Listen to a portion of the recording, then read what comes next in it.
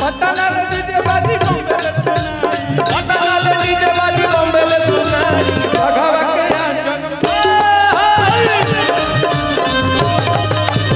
भगवा के आंचल में दिन है भाई।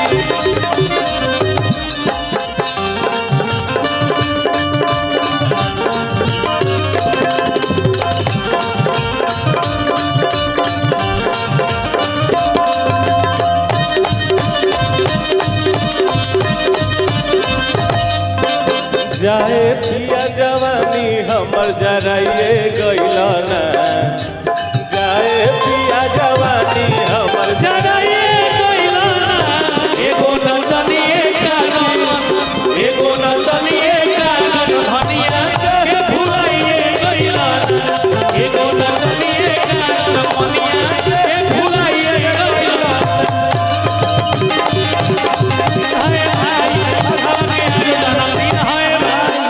और अब हमने के गार्जियन और आदरणीय लालू प्रसाद यादव जी के भगिना हमने के मनोज भैया मनोज यादव जी के आगमन भइला और भैया के बहुत आशीर्वाद मिलेला, पूरा टीम खेसारी के और खेसारी भैया के भी।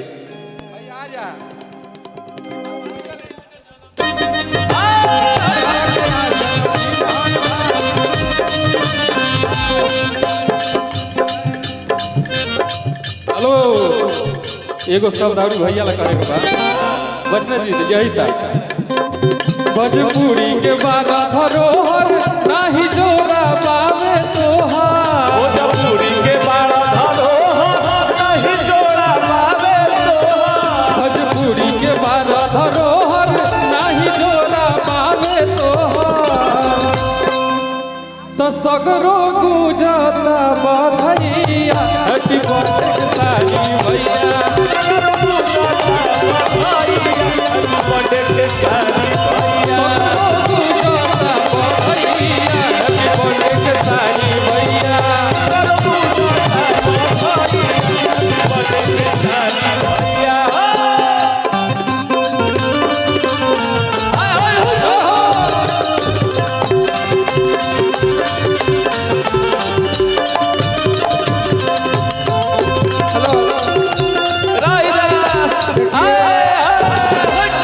ये भी सिंगर आइल बा, सब लोग गावा लोग, सब लोग गावे। और हमारे शशि लाल यादव भाई आ जाइए और कुछ ही देर में आप सबके हिट मशीन ट्रेंडिंग स्टार जी का आगमन होने जा रहा है। फिर हम लोग केक काटेंगे, उसके बाद 1-2 घंटा गाएंगे, डांस करेंगे, फिर अपने अपने घर। और एक बार हमारे रूबी जी कहाँ और हमारे दिनेश सर, चलिए हम लोग खाते हम साहब का भी आगमन हुआ है हमारे ट्रेंडिंग स्टार के जन्मदिन पे। हम चाहब कि जे जहाँ बैठल हो एक बार हमरा संगे बोले बा नमः पार्वती पते हर हर महादेव। ये गाना खत्म कर लीजिए, उसके बाद शशि भाई गा लेंगे।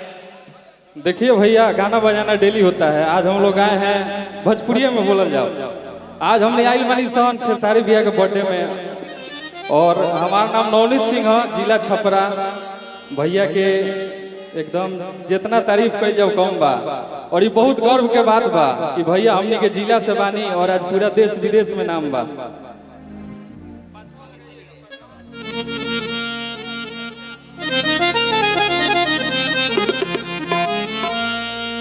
दिल से धन्यवाद पंकज भैया, अखिलेश भैया, सोनू भैया, सब लोग के दिल से धन्यवाद बा। जे भी बैठल बा सबके प्रणाम बा। और आज सब लोग जानत आज ये जन्मदिन उत्सव के रूप में, महोत्सव के रूप में बदल गई बा। सुबह से ही रात से ही जब फेसबुक, व्हाट्सएप, इंस्टाग्राम हर जगह भैया ही ट्रेंड करता नहीं, ट्रेंडिंग स्टार है। आज धन बाऊ, आज एक माँ के बेटा नहीं कि भैया हर घर के बेटा बानी। आज पूरे भारत में यहाँ के जानल जाता। हम चाहब कि 2 लाइन भैया के मम्मी ला, पांचवा है ना कि केहुओ से चुकी ना और दूधवा के कर जमाई,